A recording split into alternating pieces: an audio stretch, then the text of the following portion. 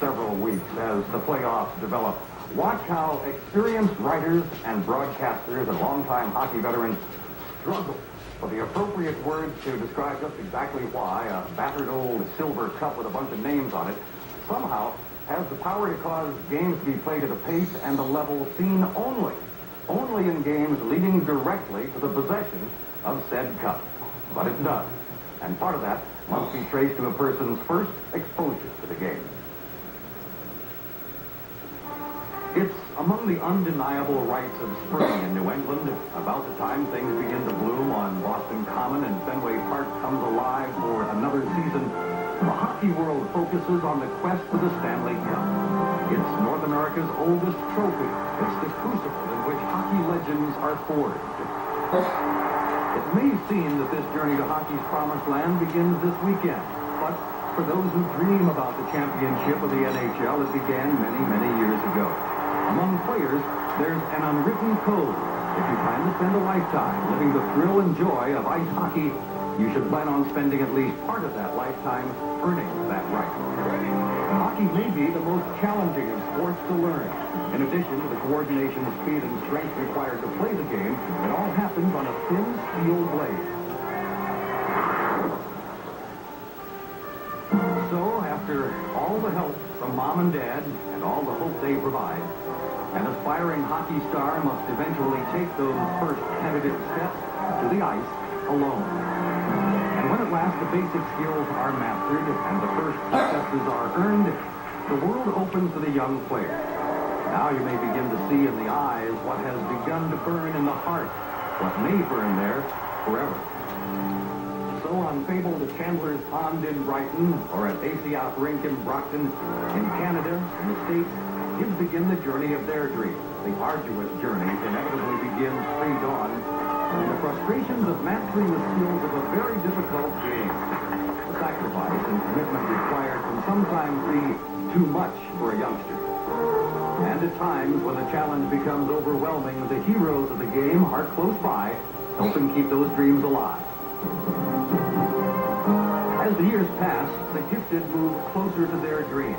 Struggle and sacrifice continue in places like Moncton, Medicine Hat, Providence, and Peoria, places where young men work on their game and continue to dream. And they have plenty of time to dream because here they ride the bus and ride and ride.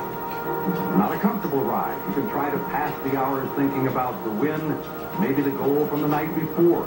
You may listen to the engine drone out its song and dream. You dream that the ride will take you to the NHL and a shot at hockey's ultimate prize. Consider that among the players riding those buses are those not known for their skills, but for their fists. The enforcers, happily facing the battle every night, pounding their fists into plastic helmets. It's the most difficult, perhaps the most painful way into the NHL, but the warrior knows that the secret to his survival is to hang on, because maybe next year he'll have the chance to play under the banners at Boston Garden and to fight there if he must.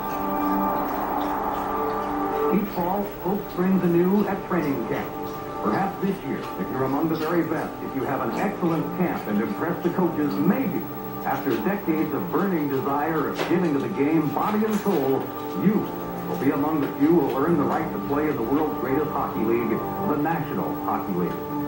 These are the strongest, fastest, most skilled players in the world. It's the league that all aspire to, and here, all aspire to have their name etched on the coveted prize. In many ways, nothing has really changed. Players still wait anxiously for their turn on the ice, as they always have. Strength and skill are still the hallmarks of the game, and of course, the object of the game is the same. But the similarities go beyond. We ask why players continue to subject themselves to pain and disappointment.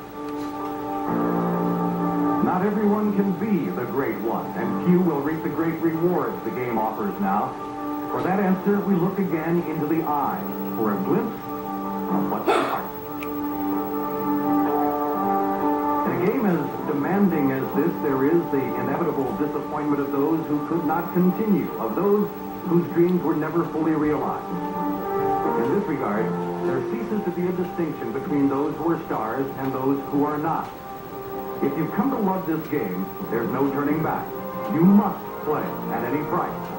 You are both slave and master to the game. Deep in the soul, there's an irresistible need to compete, to accept the challenge. Today, they embark on the final quest for hockey's ultimate prize.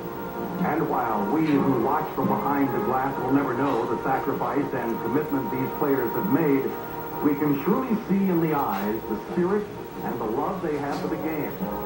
We can share their pride as we follow as observers what may be the high point of their lifelong journey.